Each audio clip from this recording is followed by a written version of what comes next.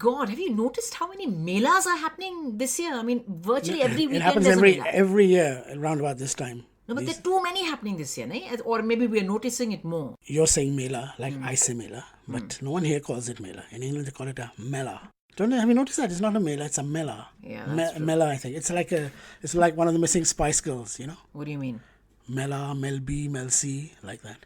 That is such a bad joke. No, I always say Mela because Kumbh Mela. Have you been to Kumbh Mela? Pushkar Mela. No, I haven't been to the Kumbh. No. Which one do you mean? The Mahakumbh or the Ardh Kumbh? I have been lucky enough to go to both. I didn't go to the Mahakumbh. That's once every 12 years. Yeah. But I have been to Allahabad when the normal Mela was on once, which has still got millions of people. Yeah, that's true. And about 20 years ago, when it wasn't a hip happening thing, I went to Pushkar once. And it was a very brave thing to do in those days.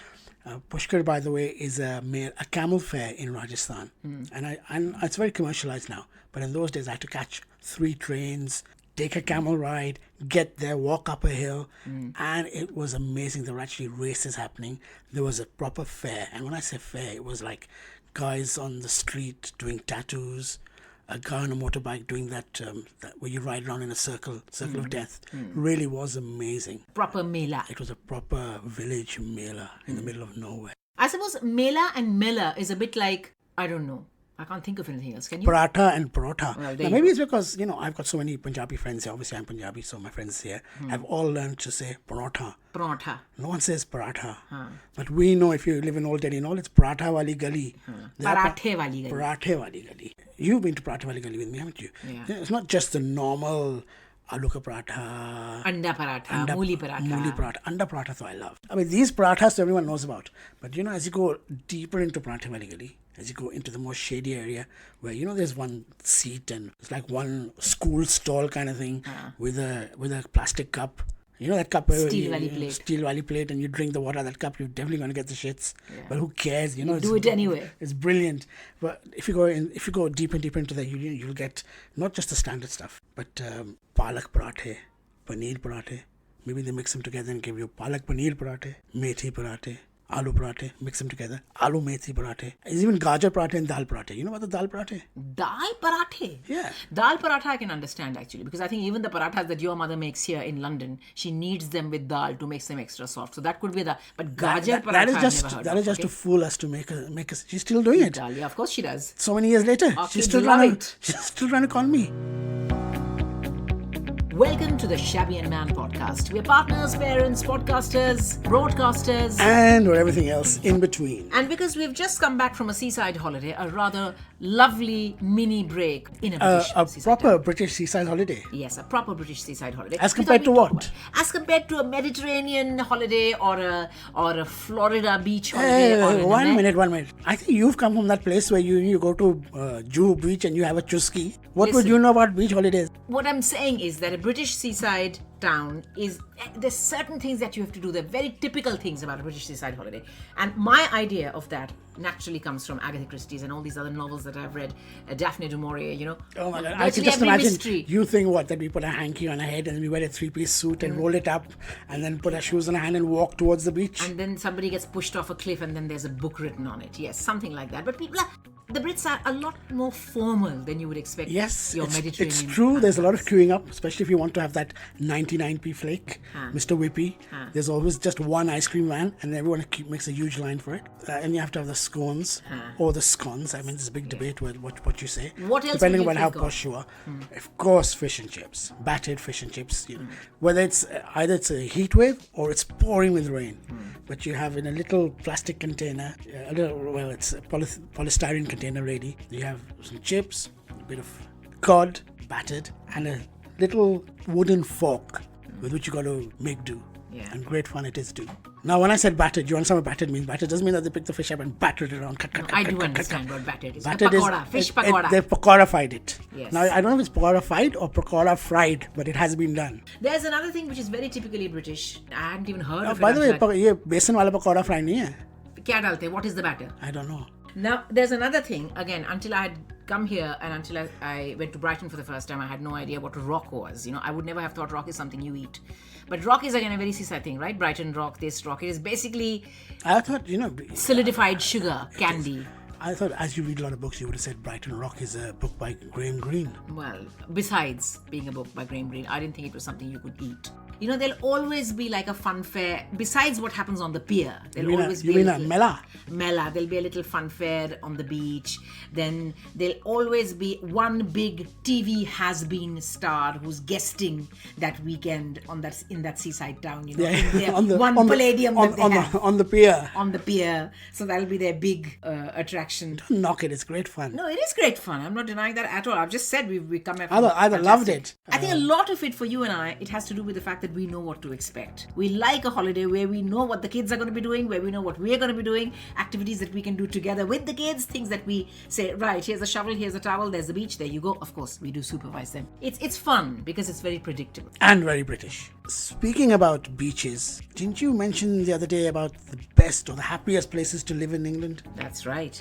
A survey has recently compiled 10 of the happiest places to live and work in Happiest the UK. means what? As soon as you wake up, you're very cush? No, it's not that you're always humming because I'm happy. Apparently, they've taken lots of things into consideration. So they'll look at things like work, play, safety, quality of life, amenities, inclusivity, social landscape, natural beauty, kitni hai, kitni khoobsurat jagah hai. You've rattled this or what? So, right. I know what are the things they've taken into consideration to compile this list. And apparently, a whopping 86.4% in this seaside town, in this British seaside town. Have you written this on your hands or what? No, I know this. I know this off by heart. 86.4%? 86.4% in this British seaside town claim to be happy on a daily basis, and therefore it is one of the happiest places to live and work in the UK. And it's a seaside town? It is. Let me guess, Blackpool. It is, no, but it's still with a B.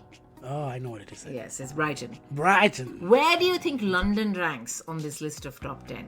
I don't want to break a bubble, but London is not a beach. But this is not just about the beachy places. This is about the top 10 cities to I live and work thought in. you were talking about beaches. No. The top 10 happiest places to live and work in the UK. Is Nothing to do with London beaches. in the top 10? It is in the top 10.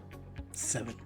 9. 9? Yeah. Only 61% Londoners claim to be happy every single day. These are the lists which are compiled, also bearing in mind lots of other factors, like inclusivity, house prices, all of that. So we've been to Brighton, Russia. We've been to Brighton so many times, with kids, without kids. I can imagine. Brighton. It's a very chilled place. It is a chill place. But the beach is nothing that great. No, it's all rocks. It's all rocks and pebbles. So it's not just scenic beauty and the quality of the beach, as it were, but quality of life.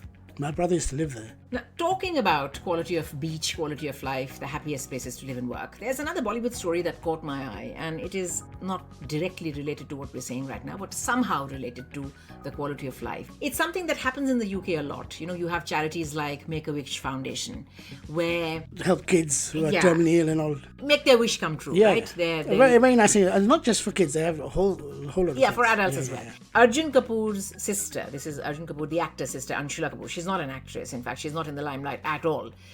She has decided to start a charity called Arjun Kapoor as in... Bonnie Kapoor's son. Malika Arora, Arjun Kapoor? Malaika Arora, yes. Malaika Arora, Arjun Kapoor. Oh, you know your Bollywood, a little bit at least.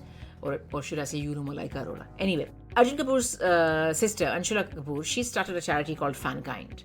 And that they're doing essentially what Make-A-Wish Foundation does here, which is you can pay for an evening out with a Bollywood star. And all the money, 70% of the money that's raised on the night will go towards good causes. I'm sure this has happened for years, no? It's like charity auctions. Yeah, I know, but I've never heard of it. This is the first time that, because the moment she said that she started this charity, she got a lot of support from Alia Bhatt and Varun Dhawan and Karan Johar and all that. Said, yeah, great idea, let's do it.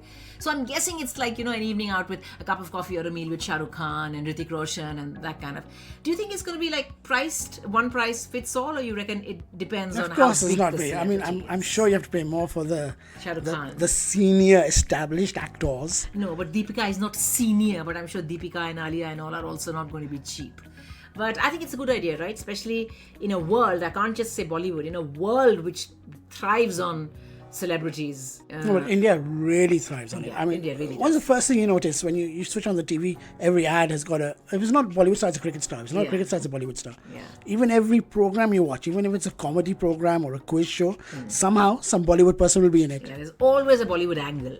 Good luck to them. Now, speaking of charities, there are some Bollywood stars, composers, stars, musicians, actors, who do a lot of charitable work, but they do it very quietly. One of the biggest names in that department is A.R. Rahman. A.R. Rahman. A.R. Rahman. Like Not many people know that. So he's enjoyed global success, but also now he's gone into a very different kind of a zone. Have you noticed? Into a very spiritual, Sufi kind of a zone. He always had that in him, but I don't know if you remember a couple of years ago when he did his last concert in the UK. Yeah, we went to see him once. We went to see him once, but the last one we didn't see. No, When we didn't. most of his fans came out saying that, we didn't really hear any of his big hits, and he did a very strange kind of a set. Didn't 15, 20 years ago your mom interview him, and you interviewed him with your mom? My mom interviewed him first when he was just coming up. Was it you told me that he only works through the night? That's right. He works through the night. He sleeps during the day. So it's very hard to get an interview with him during daytime hours. I've loved A.R. Rahman since the Rosa years.